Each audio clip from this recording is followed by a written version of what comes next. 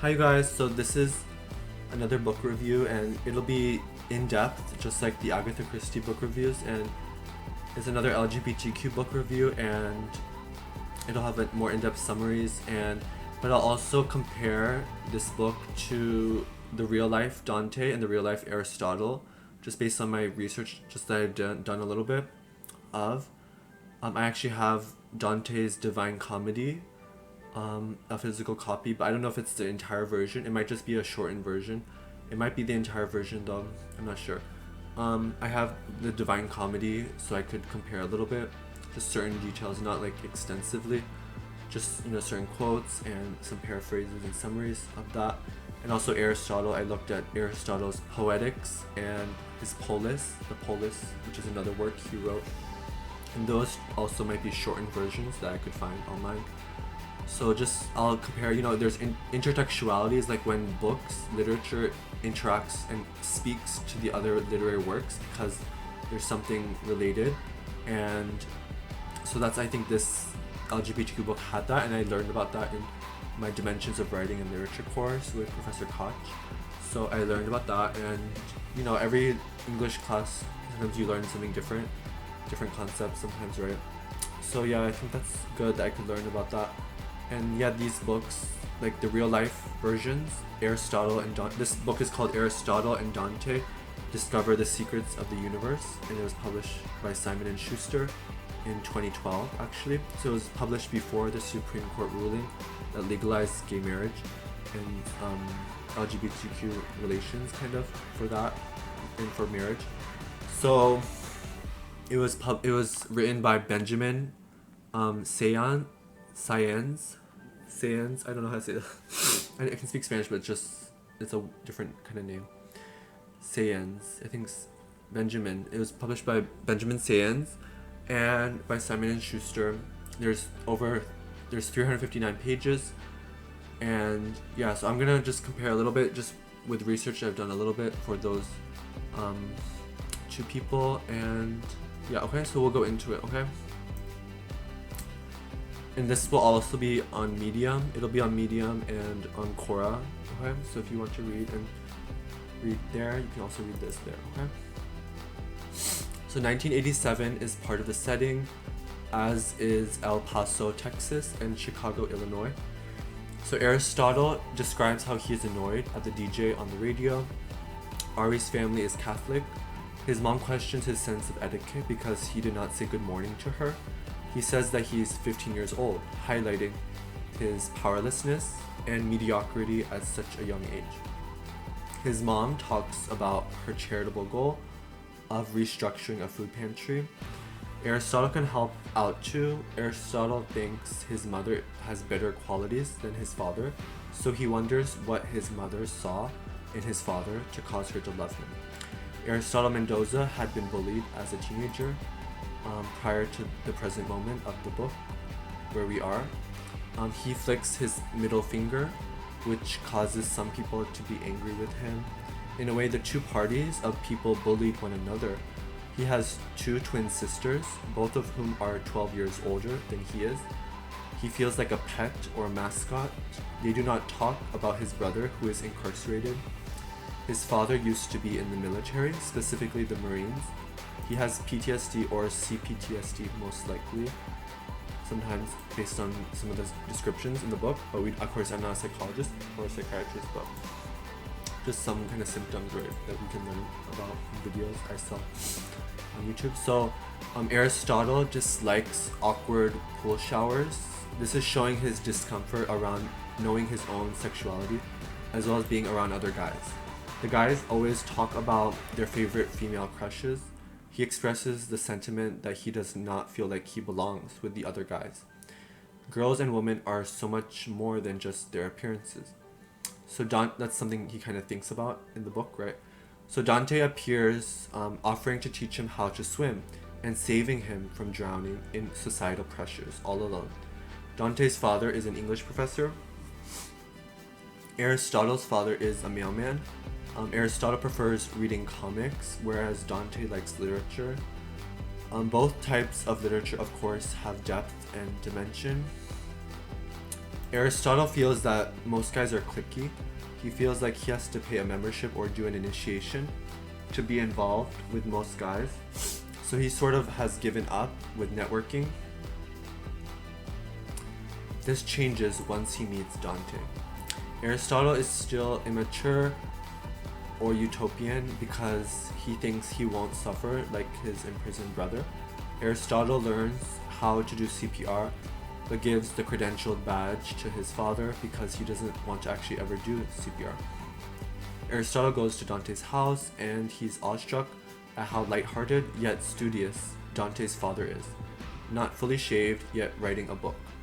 His wife requires that he not let his beard or mustache grow too scruffy. Dante Quintana is the full name of the other main character. Of this other character besides Aristotle, right? The concept of how kids can analyze their parents too is mentioned. Aristotle has recommended a book of poems by Dante, a book by the author William Carlos Williams. Aristotle voraciously reads it and courageously applies the concepts to his understanding of people. Dante's room is disorganized, so Aristotle reads that poetry book while Dante cleans his room. One theme is as follows. Dante's Inferno, the sense of chaos, like how hell is described, just like Dante's room itself, right? So that's one intertextual commentary. So, however, once his room gets organized, it is as though heavenly classifications have been applied, once everything finds its place. Similarly, Aristotle reading poetry and unraveling philosophy appears similar to the real-life Aristotle, through the principles of politics, poetics, and rhetoric. Dante gives a book to Aristotle's father, a book about Mexican art. Dante says how Ari is smart. Ari is his nickname, Aristotle's nickname.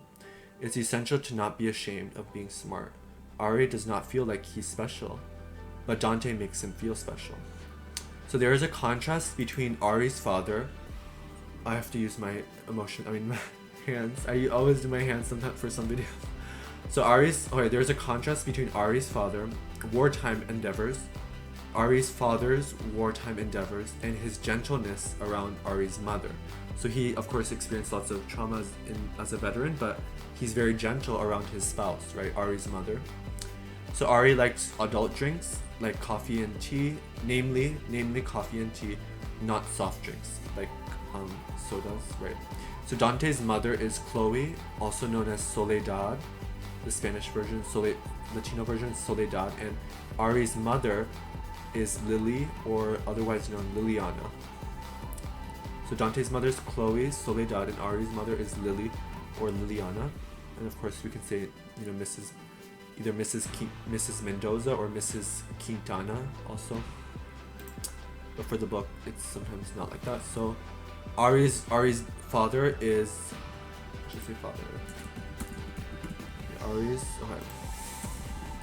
So Ari's father is Jamie or Santiago, and Dante's father is Sam.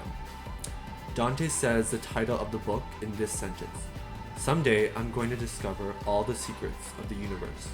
Ari places his trust and belief in him, even if such devotion will be his undoing and unraveling as his intellect betrays him for his emotional undercurrents, getting swept up in his uncertainty about his emotions. Such childish love of knowledge is why perhaps Aristotle's logical and ethical reasonings are no match for the real-life Dante's emotional, pathos-related descriptive methods of describing the spirit world, as well as for the fictional versions of themselves. However, in the LGBTQ novel, Dante appears to be more logical in his correspondence and calculative, but impulsively altruistic in action, whereas Ari appears more emotionally charged and more concerned with pleasing Dante, all of which we will see soon enough in this summary or analysis. So Dante in the letters in the LGBTQ novel seems to discuss his own secrets, romantic or otherwise, and his familial secrets of what his parents are working on. This is later in the book, but I'm just saying a little bit now. So for the titular theme, I think Dante feels somewhat obligated to be just as sincere with his love for Ari, even if he expresses his love differently than Ari. Slowly, they untangle the secrets of other families too, families who are much like theirs. Secrets dealing with when is the line crossed for heroism? How can we not repeat the mistakes of other family members and acquaintances? How do we balance romantic love with platonic love, involving other people other than one's lover? So for platonic love, right? And when and how should we consult with adults about issues of bullying? Why do some people hate icebreakers, whereas others vie for the spotlight and for new friendships? Do we always have to agree with everything when we are in love with someone? Do favors always need to be returned? So those are some questions to think about in this book. So Dante likes the concept of multiculturalism and assimilation. Dante's issue with shoes stems from the fact that he knows he's poor as a teenager without a job, even though his mom wants him to be grateful and law-abiding. So Dante is a stickler for his tennis shoes throwing game, but not a stickler for his family's rules about having no secrets. Ari just goes along with the game, the shoe throwing game. So Dante wants, even though his mom doesn't like him throwing his shoes, right? His mom doesn't like him, messing with the shoes and making messy faces. So Dante wants a dog, and will ask his father for one. That's what he says at this point in the novel. So Dante tells a guy to relinquish his BB gun because it's against the law. And I said like, oh, that's so cute, like trying to be a hero. LOL. Ari actually defends Dante. Ari confiscates the gun with such great speed and deftness that the bellicose boys leave, surprised, belligerent, I could say also, right, belligerent boys leave, surprised and discouraged. Mimicking is common with star-crossed lovers. Agreeing is sometimes seen as meaningless in academic situations if the agreeing does not have valid substantive explanations, but it can be essential for friends. The belligerent boys shoot a bird. Dante cries when he looks at the dead bird. He knows the sacredness and fragility of life. They bury the sparrow. This is a foreshadowing of what will happen later on in the novel. Ari has vertigo. He has a fever. He feels himself distancing from everyone else. He has a dream of birds falling from the sky with their sharp beaks piercing his skin.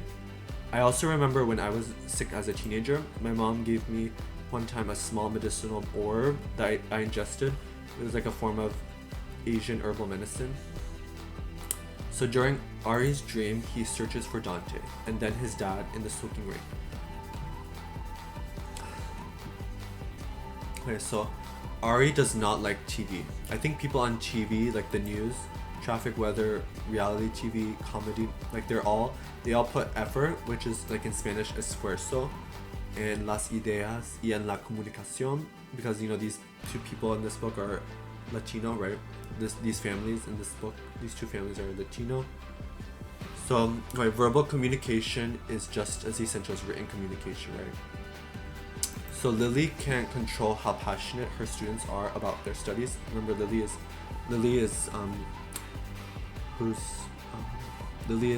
Ari's mother.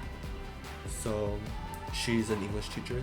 So she's a teacher. So Lily can't control how passionate her students are about their studies.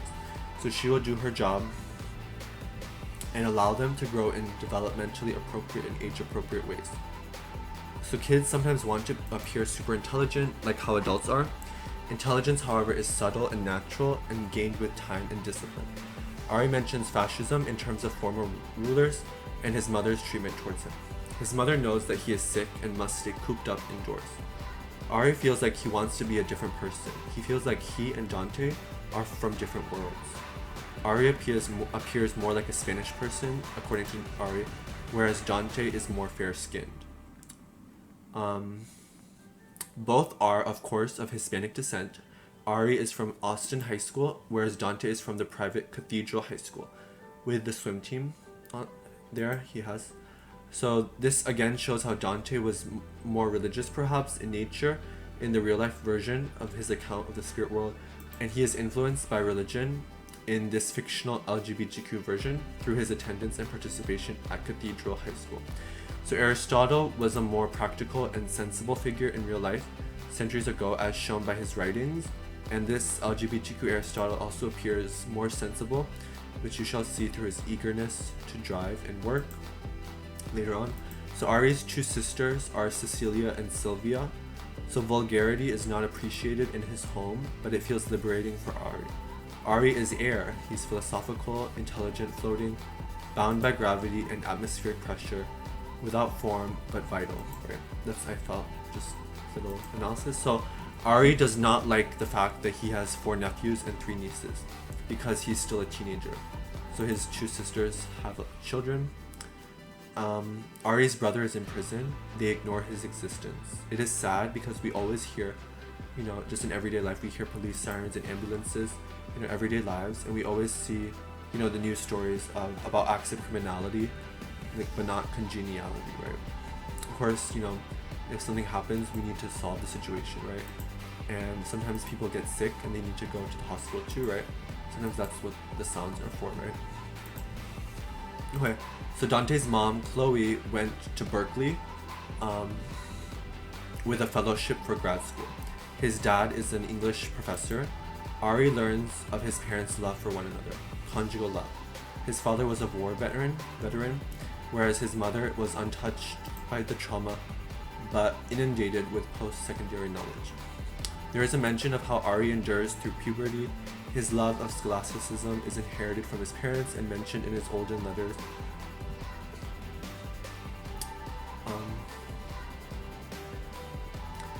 His olden journal entries, right? Letters. It's a journal entries, right? Journal entries, I think, yeah. So there are no pictures of his brother. Ari writes thoughts down in his journal. He has a fever and dreams about how he wants to know how to love his mother, father, and Dante. Ari and his mother wait in the doctor's office. Ari has Dante's book of poetry by William Carlos Williams. His mom believes he can be a poet too. Ari and Dante do this back and forth interview-style conversation. Dante is eager to learn more about Ari. Dante's father will be a visiting professor at the University of Chicago for a year. This is like a big moment, a plot moment, kind of changes things. So they only have 6 weeks together. Dante then sees an injured bird on the road. He goes to nurse it back to health and is then pushed aside by Ari because there was a moving vehicle. Ari is hospitalized with an IV that contains morphine. His legs were run over. Dante suffered injuries too, but Dante's injuries are not as severe as Ari's injuries. Dante beseeches Ari to forgive him for his recklessness in trying to save the injured bird.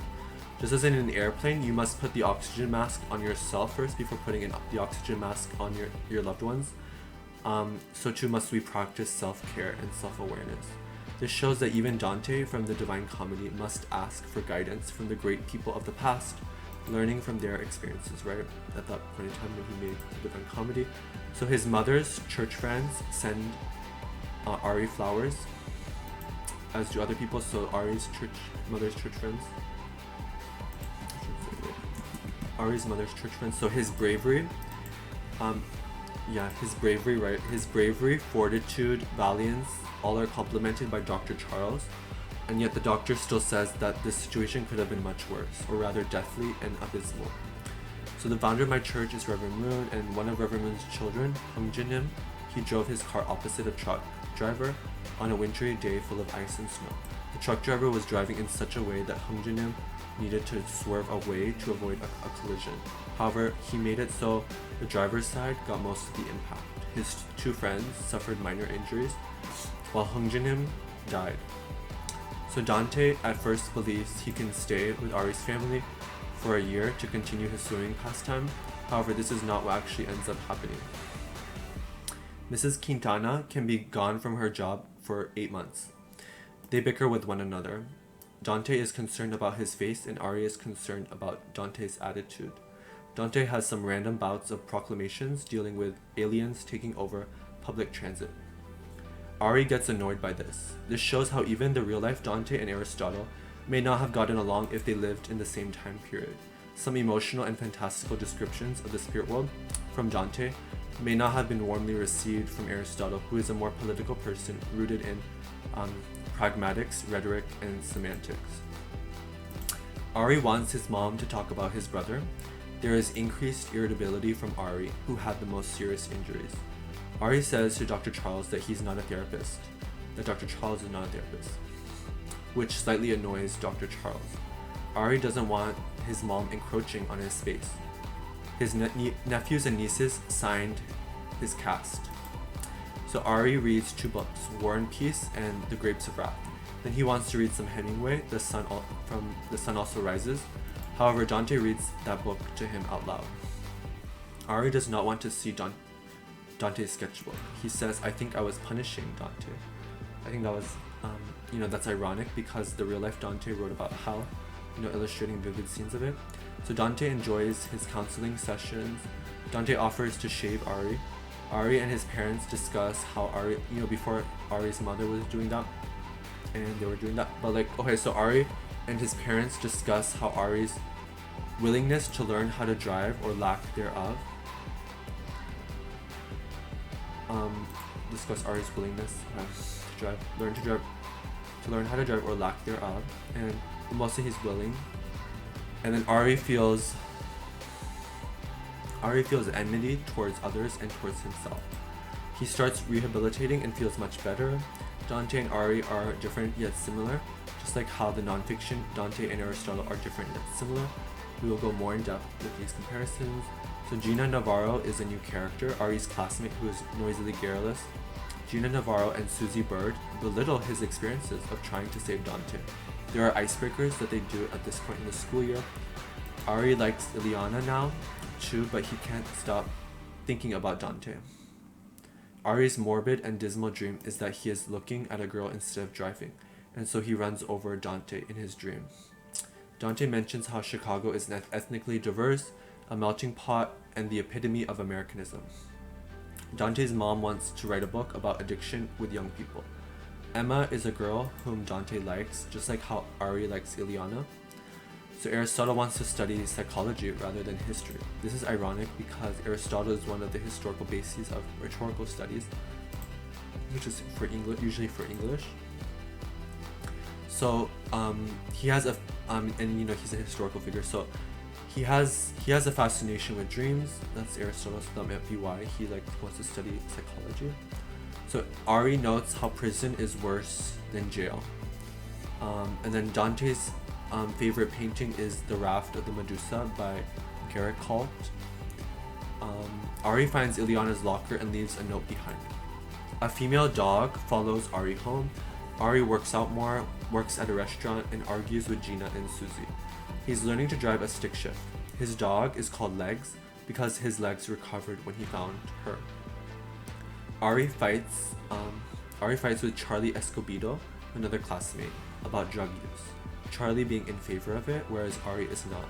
Ari wants to stay faithful to Dante, but at this point, he feels like he can kiss Ileana. Dante feels bad because Ari did not tell him that he had a job as a charcoaler. It is only mentioned in his private journal.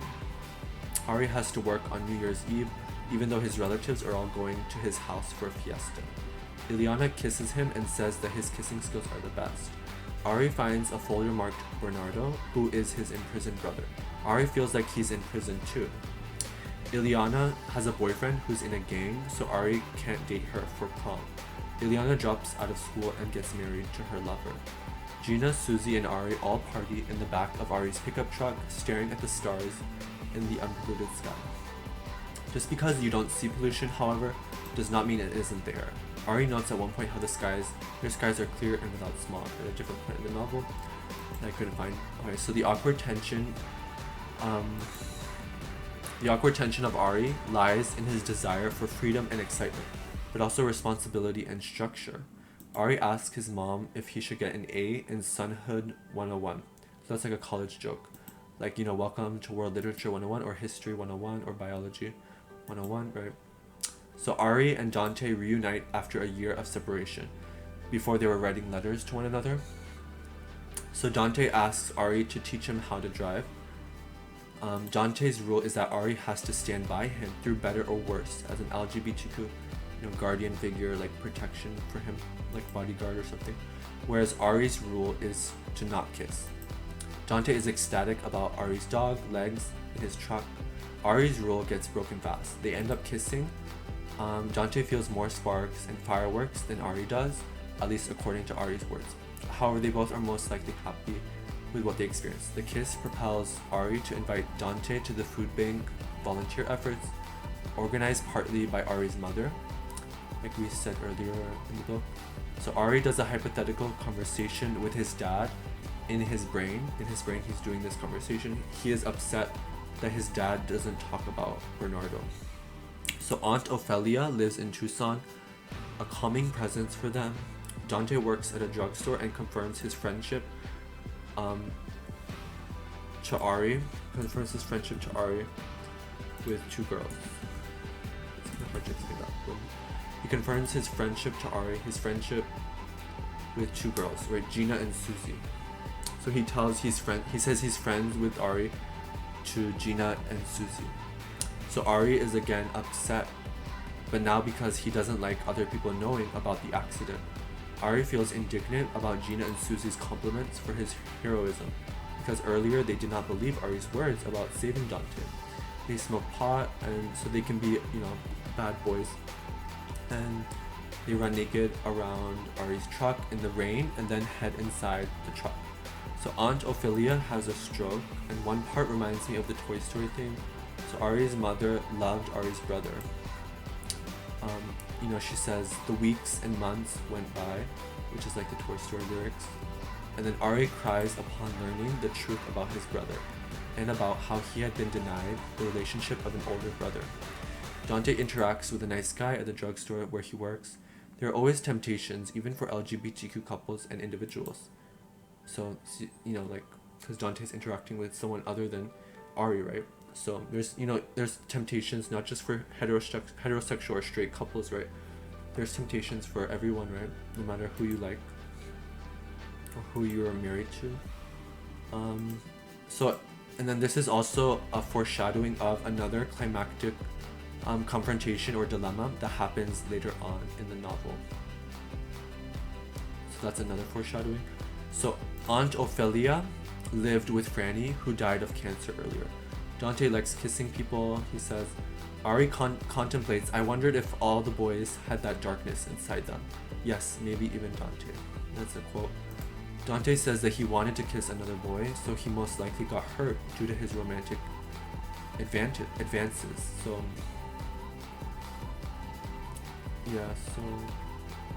he most likely got hurt due to his romantic. So he gets hurt. So now I say this. So Dante gets beat up, and Sam, Dante's father, says they beat my Dante all to hell. They cracked some ribs. They punched his face. He has bruises everywhere. They did that to my son. That's a quote. And then Ari realizes that only Dante understands him. That only Dante is as philosophically unique and pure like he himself is. Ari gets mad at Daniel, who is Dante's co-worker, the person whom he suspects hurt Dante. Actually, it was most likely Ileana's gangster boyfriend and his henchmen. And they say the names Julian Enriquez, and Joe Moncada. Lulu is Julian's girlfriend. However, Daniel may be a part of that gang or simply describe what happened to them, causing Dante to be beaten up. So Ari breaks Julian's nose because he believes Julian hurt Dante, and he is most likely correct. Ari's brother, however, had killed Aristotle.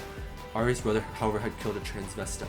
It is ironic that the straight brother of an LGBTQ boy committed this crime against someone who exhibited trans qualities.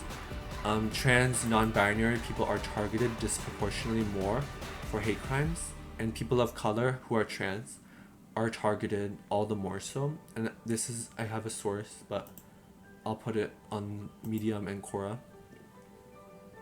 So he also murders Ari's brother. The reason why he's in prison also is because he murders someone who is in the correctional facility while he's there. Of course, this is fictional novel again, right?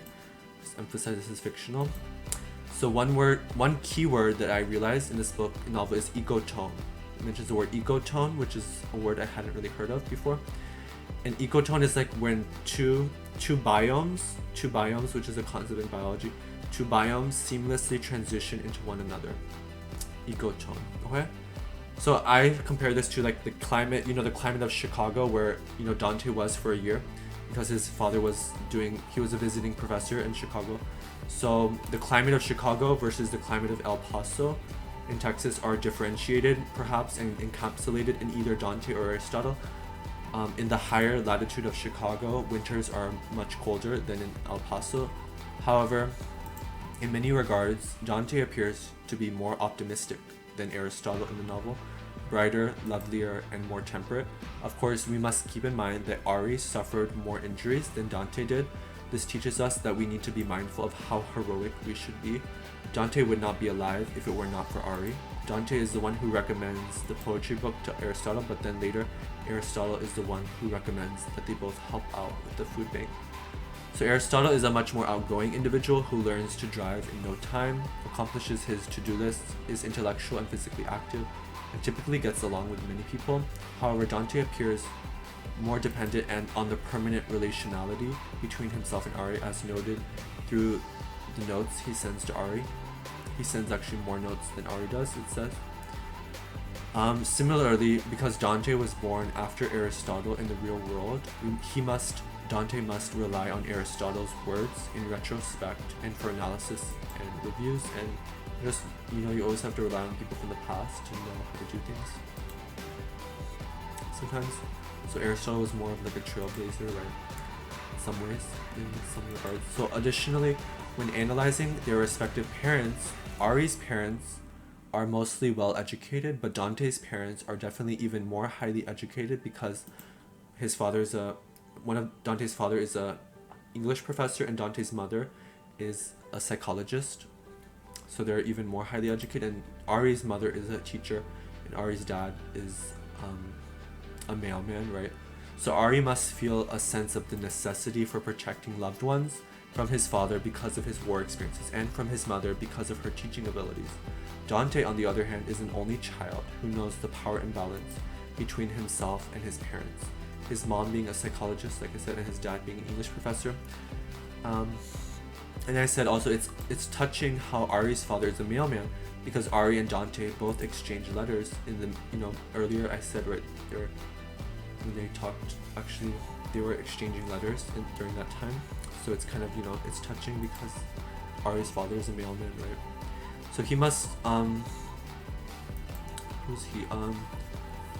I think Dante must also feel a power imbalance between himself and Aristotle, because as the real life Aristotle was actually a much more prolific writer I think based on what I saw, was a much more prolific writer than the real life Dante.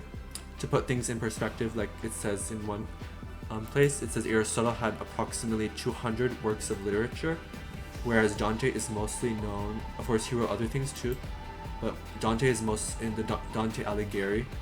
The real life Dante is mostly known for his Divine Comedy, which is of course still a precious treasure that we have. But yeah, I think Aristotle is a more prolific writer, so that might be another power imbalance. But anyway, so both the real life Aristotle and the real life Dante were from noble families. However, it is noted that Dante came in real life, the real life one, Dante came from a not so rich family actually. Thus, the real life Aristotle was perhaps richer than the real life Dante, most likely, but they both came from like noble kind of backgrounds, kind of.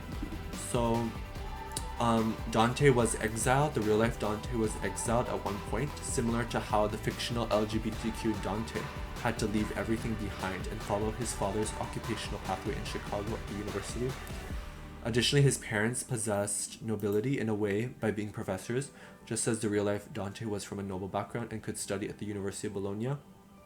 Ari's father describes, and then we'll go back to this, so Ari's father describes his trauma from fighting in Vietnam. He couldn't save Louis, who screamed out in pain. Lily, Ari's mother, says how she recognizes Ari's love for Dante, especially when he saved his life by pushing him to safety. At the very end, they finally express their love for one another in a more obvious way. The final line is a rhetorical question. How could I have ever been ashamed of loving Dante Quintana? It's a really touching ending. So rhetorical questions make you think, and they're an excellent way to start or end a novel, just as are descriptions, dialogue, or actions. So there are certain labels that we put on others. This is additional, more analysis. So there are certain labels that we put on others, not just prescriptive, psychological, or diagnostic labels, but just simple adjectives and nouns like fashionable, gloomy, optimistic, funny, charismatic, reserved, and even like for nouns like a chatterbox, a worrywart, a braggart,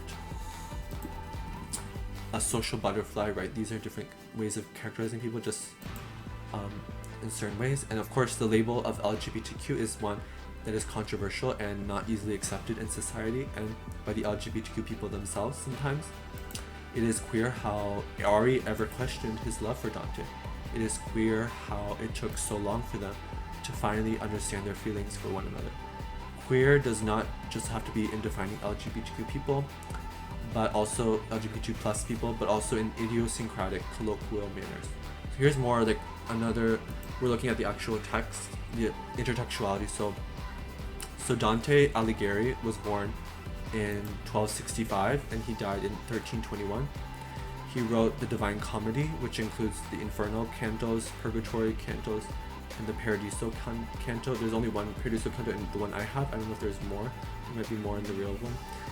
The one I have it through the Norton Anthology of World Literature. It's Volume B. So Dante the Pilgrim, in his book, Dante the Pilgrim interacts with the poet Virgil. The landscape of Hades is described in detail. In the LGBTQ novel, Ari is led into the world of poetry by Dante. Here's a quote in the LGBT novel. It says, "Placing his hand on mine, smiling at me in such a way that I was reassured, he led me into those mysteries." So Ari experiences bullying, just as in the Inferno, it says there are barking voices and short-lived mockery. Those are some quotes. The mothers of Ari and Dante are mostly gentle with how they interact with their respective children. However, Gina and Susie, prior to knowing for certain that Ari saved Dante's life, seemed unwilling to believe in Ari's claim that he had saved Dante and proved to be unrelenting in their taunts. This shows how womanhood and motherhood are concepts and positions that must be learned through a maturation or growing process. Similarly, Dante writes, "Your knowledge has no influence on her, for she foresees, she judges, and she rules her kingdom, as the other gods do theirs." So Ari also sleeps a lot when he is sick. Similarly, Dante, the real-life Dante, writes, "Smoke of sloth was smoldering in our hearts." And sloth is kind of like, it can be other things, but it can also be like, just being tired, right? Sloth. Okay, so Philyggus, I don't know how to say that, is described as seething, quote, seething in his anger, because Dante and others learned how to cross the channel.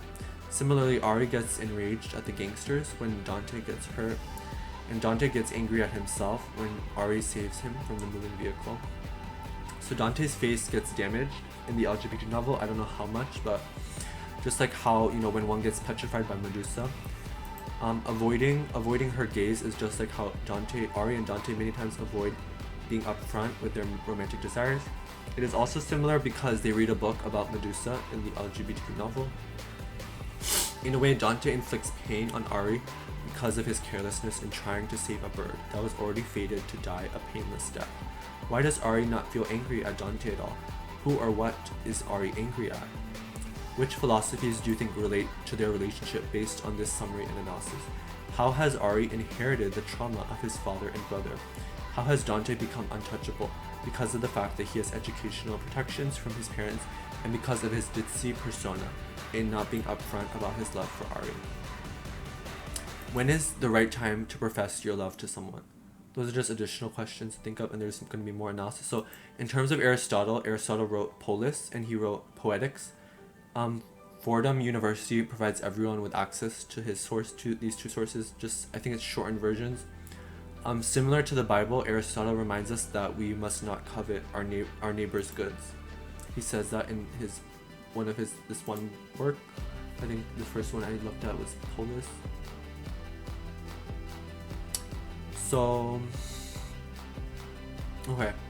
So the idea of being virtuous and not full of vices is stated. Of course, life is not that black and white. Grayness exists in society, just like in our brains. Nevertheless, it can be useful to hear ideas in a matter-of-fact way, straightforward and to the point, without fluff and excess. Which virtue is best? Which vice is worst? We all are constantly making our own definitions of goodness and wickedness. Before, people could mostly only read and analyze the Bible. This is evident by the fact that Harvard University focused on religious values and teachings from its inception in 1636, despite the officiality of Harvard Divinity School in 1816. So even though Harvard Divinity School was made after, even from the beginning of Harvard's birth, they've had, religion was emphasized too, among other subjects. So now Marxism, of course, can pervade in some respects, although a variety of religions and philosophies are studied at the collegiate level. So Aristotle blended both biblical democratic ideas with atheistic and Marxist ideas in certain points, maybe when he talks about class struggles, because in this Polis work he talks a lot about class struggles, which is from Marxism, right? Class struggles. And he also mentioned earlier, like I said, not coveting your neighbor's goods. That's definitely from the Bible, right? But in this Polis work he talks a lot about class struggles too. So he's kind of doing both. So Aristotle writes, this is a quote I'll read. So Aristotle writes, the proof that the state is a creation of nature and prior to the individual is that the individual, when isolated, is not self-sufficing, and therefore he is like a part in relation to the whole. But he who is unable to live in society, or who has no need because he is sufficient for himself, must be either a beast or a god. He is no part of a state. A social instinct is implanted in all men by nature, and yet he who first founded the state was the greatest of benefactors. For man, when perfected, is the best of animals, but when separated from law and justice, he is the worst of all, since armed injustice is the more dangerous, and he is equipped at birth with arms, meant to be used by intelligence and virtue, which he may use for the worst ends. Similarly, Ari is upset that Eliana has bad connections. He purely and simply wanted to be in love with both Dante and Eliana, kind of, even if he would mostly only follow his love for Dante.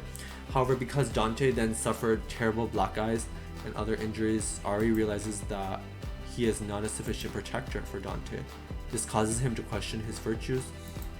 Ari then inflicts pain on Julian, who was most likely the culprit of Dante's injuries. However, we also know that Ari's brother Bernardo was also not a good influence because of his anger management problems. Thus, there is situational irony at play here, because teaching us that we must remove the beams or planks from our own eyes before removing the specks from our neighbor's eyes, right? The Bible says. And of course, Ari is not good, right? That he wanted to avenge Dante, right? But it's not good to cause more violence, even if you love someone, right? Even if you have someone you love or you're close to someone, you shouldn't always just seek out revenge if someone you love gets hurt, right? Because sometimes if someone you know or is, in a different confrontation or something, you want to defend them, but we can't always do that, right? So if we look at Greek history with Athens and Sparta, this is additional things. I think I can leave this for just the additional thing for if you want to read medium or quorum. So I don't really fully agree with Aristotle in his Polis work for some parts of it, because the Bible and regurgitations of the Bible do not define all life, like all spirits and all people. When there is no other example to look at and emulate, then it becomes difficult to have a holistic perspective. There could only be many new books after the invention of the Gutenberg printing press in 1450, whereas the Bible stood alone for centuries, sometimes with backlash and denunciations and counter-proposals, but other times with unanimous, unwavering support. So Aristotle also wrote Poetics, which I'll read a quote. So he writes, a change from bad fortune to good, or from good to bad. So I'll talk a little bit more later. So tragedies require pity and fear to be present. He describes how fortune should actually move from good to bad in a tragedy. The startling factor is necessary. Thus, in the Aristotle and Dante LGBTQ book, the first startling factor is when Aristotle gets run over by a car. That's something that's kind of startling, right? Aristotle suffers more injuries than Dante. In a way, Aristotle suffers more because of his knowledge of good and evil, even prior to the creation of the Bible itself, right? The actual text. But not the actual content of the Bible, right? But the actual text. So, however, because Dante later suffers injuries, but does not want revenge. We learn from how life is strange, fragile, and unyielding. Dante's desires of not getting revenge, however, do not initially stop Aristotle from exacting that revenge for the sake of Dante. Later, though, they both work less and feel sort of nihilistic and apathetic after all this pans out. So additionally, we feel pity for both main characters, as both experience periods of bullying and isolation. Ari's recovery journey is arguably more intensive and lengthier than Dante's recovery journey for the first main dilemma, and then the situations are reversed for the second confrontation, in which Dante becomes injured and yet does not want revenge. Ari's debilitation makes him more easily annoyed, although he does have the constancy of school and a job, when Dante is abroad as away at Chicago, right, is farther away. So however, Dante would not have survived if it was not for Aristotle's quick thinking and altruistic nature. For the first time, right, when they have the dead bird on the road. So in terms of Dante's Inferno again, Dante writes, so quote, "My son," he said, "a member of this herd who stops one moment lies 100 years, unable to brush off the wounding flames. So move on, I shall follow at your hem, and then rejoin my family that moves along, lamenting their eternal pain." We have to know the difference between stillness and movement, and we can do both, and we can be both. Just something I got from that quote. And then Dante also writes, "I don't know what it said, even though I stood at the very top of the arch that crosses there. To me, it seemed whoever spoke running." Similarly, Dante's dad says, "If you keep running, it will kill you." So we both mentioned running. So running is, we don't want to just escape everything, right? We have to try to understand things and process things. So typically we have to process our emotions and thoughts without acting rashly. Understanding all of one's options is so necessary. Just like how Dante and his parents traveled to Chicago, so too our souls, just like vagabonds and pilgrims in purgatory. Virgil says, "You seem to think that we are souls familiar with this place, but we, like all of you, are pilgrims here. We just arrived, not much ahead of you, but by a road which was so rough and hard. To climb this mountain now will be like play." Dante commends Virgil's poetic abilities, that the Aeneid was the mother of my poetry, the nurse that gave it suck. Without that poem, my verses could have not been worth a thing, and if only I could have been alive when Virgil lived, I would consent to spend an extra year of exile on the mount. LGBTQ Ari asks when he can take off his cast. The nurse says, "Silly boy," because she knows it is not time yet. So that's those two parallels there. Mention the nurse. Okay, so Ari reads a poetry book by William Carlos Williams. Some poems, he says, are more understandable than others. So he was reading it earlier in the book. Others are inscrutable. Inscrutable is actually a word that Dante had taught him. That Dante had said earlier, right? Which is a word, right, that Dante had taught him earlier. Okay. So his dad chooses to read War and Peace, and Ari reads The Grapes of Wrath, although he later also reads War and Peace, and hears the sun also rises from Dante's lips. So almost done. So Bernard is mentioned in the Paradiso of Dante's overall novel, just like Bernardo, who is Ari's brother in the LGBTQ novel. So Bernard is mentioned in the Paradiso, which is the final text of his Divine Comedy. Just like Bernardo is Ari's brother, right? So that's a really, I think, relevant parallel. So perhaps Bernardo will eventually find a beautiful place in the spirit world, even though he is chained down and forgotten in the physical world. So Bernardo from the LGBTQ novel can be just like Bernard in Dante's Alighieri's book. So Dante writes, "I saw how it contains in a single book by love, of which creation is the scattered leaves, how substance, accident, and their relation were fused in such a way that what I now describe is but a glimmer of that light." So beyond the many pages of the Inferno and the many lost souls there within, Dante serendipitously is able to recount his experiences in paradise. In my church, we believe that actually Jesus could only reach paradise because he was limited in not being able to reach heaven, due to the fact that he was not able to accomplish all that he set out to do on earth. We believe that he was meant to start a family and become one of the true parents of heaven, earth, and humankind. Of course, you can believe whatever you want to, and I don't want to force my beliefs onto you. It's just something to consider perhaps. Now though, of course, many souls are being restored, and even Jesus had gone to the depths of hell to restore lost souls and do ministerial and counseling efforts, right? That is why many saints and sages surround themselves with people who are suffering from sicknesses, poverty, and so forth. Of course, this LGBTQ novel does not sort of mention so much about religious institutions and structures to a large extent, but it does contain sentiments, subtleties, and whispers of the paragons, principles, and powers of love, hope, and truth. Dante also writes, within its depthless clarity of substance, I saw the great light shine into 3 circles, in 3 clear colors, bound in some space. The first seemed to reflect the next, like rainbow on rainbow. And the third was like a flame, equally breathed forth by the other 2. Here, I hope you all can feel that rainbows have existed forever, even with God's promise to Noah after the flood. We all should be there for one another. I'm personally so glad for everyone who believed in my goals, whether relational, educational, occupational, spiritual, emotional, practical, financial, or organizational goals. I also want to be in a position to guide others and aid others in their times of frustration and disconsolation. Dante finally writes, not that within the living light there was more than a soul aspect of the divine, which always is what it has always been. Yet as I learned to see more and the power of vision grew within me, that single aspect as I changed seemed to me to change itself. Similarly, in the LGBTQ novel, we see how Dante progresses from a swim instructor for Aristotle to a pen pal, and finally to a victim of a severe case of bullying. While Dante and Ari could be arguably bisexual, they still want to stick with one another, most likely through life's ups and downs. Aristotle progresses from a chivalric bodyguard to a workaholic at a restaurant, and then to a vengeful protector. Dante's letters are definitely more frequent and numerous than Ari's letters. While Ari gains the respect of Susie and Gina, he later loses the respect of his parents, and Dante's parents too. Of course, these feelings of bitterness get resolved to an extent, and they all get on good terms.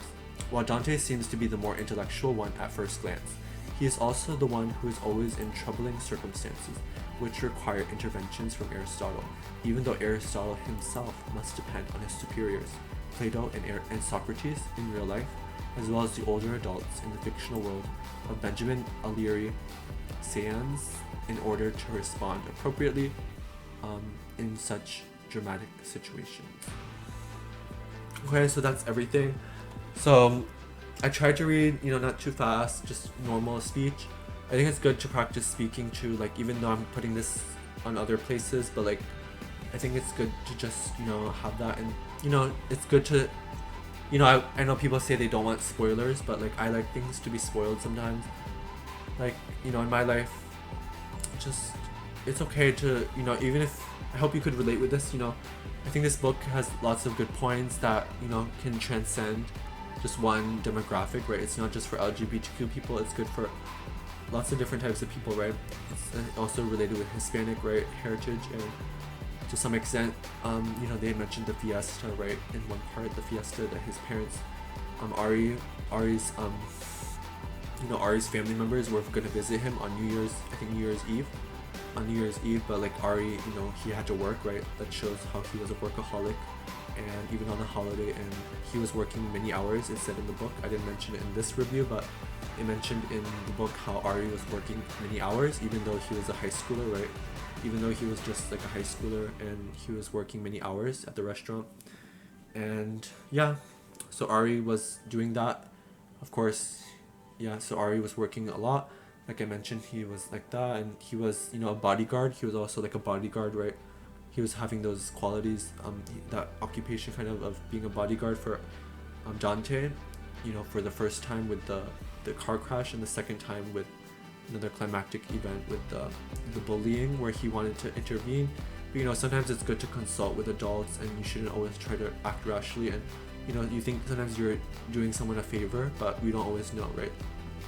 And it also mentioned in the book about, I mentioned a little bit icebreakers, but actually in the book it mentioned how, Ari was just really annoyed about the icebreakers, because I think it was still like, he was like in the process after like rehabilitating, stuff, like when the icebreakers they do at the beginning of school years, right? So Ari felt like, he didn't really enjoy the icebreakers, but he did get to know, Susie and Gina, and those were his friends, it's just, and they did, you know, get along. They stared at the sky, the stars in the sky, one point right in the back of his pickup truck. So, you know, they were getting along. It's just, you know, because Ari, he wanted to get to know Ileana, right? Ileana's not Gina or Susie, and you know, he left a note in Ileana's locker, so he felt like he could be, you know, he could be with her too, because you know he wasn't with Dante at the time. Dante was away for a year, right? So I feel like sometimes long distance relationships, you know, they can work, but sometimes you get tempted, right? You get tempted, just like the Bible says, you get temptations, right? Like if you're far away from someone, how can you really stay faithful, right? If it's for a whole year, and especially when you're just a young person and you have a boyfriend or girlfriend. But yeah, just, you know, Dante was always sending letters, and he felt like he was like a pen pal, right? So he was just, you know, he put his, you know, effortless. Many times I read one video I did, I have right on my YouTube. Just so I read letters people wrote me. Yeah, letters are just a good way for friends, but yeah, their letters were just, you know, about what's happening in their lives, kind of, and yeah, just, you know, always they sometimes skirt around the topic of their passion for one another. It's just more like they were, you know, it was a really nice book, and I hope you got something, and maybe a little bit another kind of message than what you can just read in the book, but hopefully you can understand other messages too, that subliminal messages and subtle messages that are just below the surface, right? And yeah, I think I just can't really say his other two names, but his middle and last name, but like I'm not sure how to pronounce Sands Benjamin. But yeah, Benjamin, the author Benjamin was, Mr. Benjamin was like yeah, really skillful, and like it's just, you know, I think it's good that, you know, it's just very, you know, colloquial language, and like, you know, just dialogue that, you know, sometimes Dante and Aristotle, they repeated one another what they said. Sometimes they repeat what they say just to, you know, mimicking, right? Like I said before in this, and also like mimicking. Sometimes they did mimicking in this book where they repeat each other in the dialogue, and sometimes they did that, and that's sometimes, you know, people who are in love with one another, you know, they always, you know, agree. Sometimes, like I said, ask one question, right? Should you always agree with someone, even if you're in love with them, right? Can you ever disagree if you love someone? That's like some concept, another one I mentioned, right? And that's something you consider, you know, in your own life, and you observe your friends, their marriages, you know, just, it's sometimes, you know, it's just one question, and like the other questions, right? Like, should you always be heroic, right? Do you always have to be, like, we can review some questions, right? Like I said, just like, do you always have to be heroic, right? Like, sometimes, you know, you want to be heroic, but let me see the question I asked. You can like just review. There's like open-ended questions, right, to think about. When I say heroic, like, yeah, like here, so like, when is the line crossed for heroism, right? Of course, like I said, you know, Dante wouldn't have lived, right, if it wasn't for Ari to move the car away, but they both suffered injuries. But Ari, like his legs were, I think, mostly affected, right? Like, because his dog, right, it was named Legs, right? He named his dog Legs. Yeah, and it describes what kind of dog it was in the book. I don't need to mention everything. So, yeah, just, you know, the legs, right? His legs were affected because the car was there, and Dante wanted to help an injured bird. And then another question, right? How can we not repeat the mistakes of other family members and acquaintances, or, you know, friends too? You know, how can we not repeat their mistakes, right? And how do we balance romantic love? You know, so one way to answer that question, right, is how can we not repeat? So like, just, you know, sometimes you want to, like, you think you don't have to just, you know, because we have to rely on all kinds of professionals, right, for society to work and function.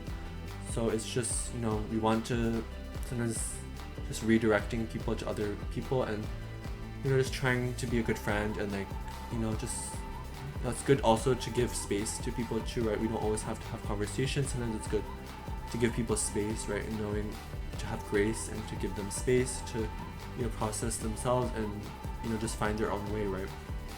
think that's one part of it. Okay, so yeah, like another question I said, like how do we balance, you know, romantic love with your platonic love? You know, platonic love with, you know, people other than your lover, right? Like your friends. Like you have to have time, right, for your friendships and for your, you know, your main relationship, and that's something to consider, right? Because like Ari hangs out with his Gina and Susie, right? And you know, Dante and Ari has, you know, 2 older sisters, and Dante is an only child, so you know, they do mention a lot their relationships with their parents, right? How they have how their parents give advice sometimes, and they have times where they talk to, where their parents are talking. So you know, just like, you know, the platonic love, like just, you know, just children's parental love, like how they had the parental love, right, from their parents too. And it's just, you know, it can be hard to know, like sometimes you get conflicting advice, right? Your mom might say one thing but your dad says something different, or your dad says one thing but your mom says something different, right? Sometimes it's not united with what your parents expect of you, right? Sometimes even just with 2 people, you know, can you imagine just a whole, you know, organization too, or a whole, you know, nation, and the whole world, right? There's so many conflicting viewpoints, and you know, when there's more, especially when there's a larger organization, it can be hard to, you know, manage everyone's opinions and complaints and you know, their understandings of things. So you know, we just have to always, you know, and just even within a small nuclear family, right, it can be hard to know like everyone's opinions, and sometimes even the parents, they don't have the same opinions for what they expect of the children, right? You know, one parent might be more lax and another parent might be stricter, right? That can be the case in many families, right? And so, you know, that's something to consider also. Parental love, right? Parental love is something else, right? So yeah, and you know, when and how should we consult, you know, issues of bullying? And you know, those are some other questions I said there, so just you can think about those things. Okay, I think that's good for today. So this is an hour. Oh my god. I thanks you guys. So I hope it was interesting.